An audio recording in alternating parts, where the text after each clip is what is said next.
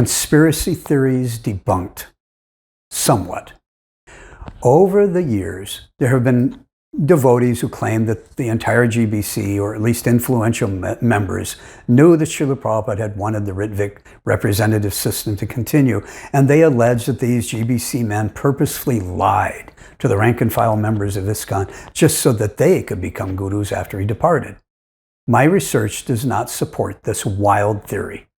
While the evidence does show that Srila Prabhupada had discussed this idea of appointing Rtvik representatives who would initiate his disciples after he leaves, and that he did this before the meeting as well, what our analysis of this meeting and the evidence shows us is that the key members simply got it all wrong. They used the wrong terminology in asking their questions, and they missed the most vital instructions that Srila Prabhupada gave.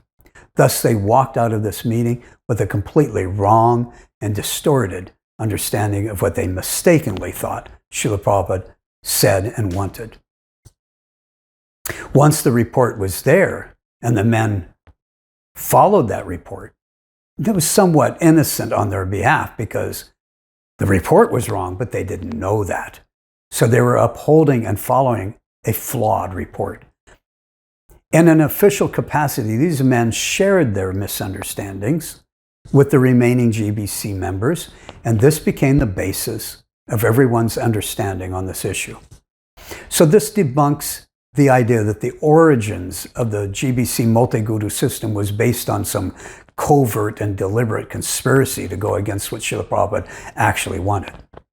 However, as I will show over the course of this presentation, either certain members of the GBC or at times the entire body did intentionally suppress vital evidence, Srila Prabhupada's own instructions, and at times knowingly gave outright false and misleading information regarding this issue.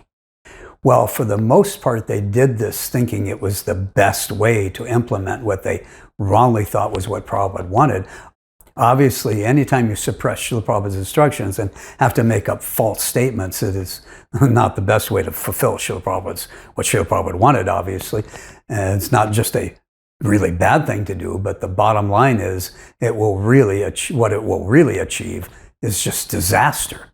And it's the biggest red flag of letting you know you're the ones who have got things totally wrong.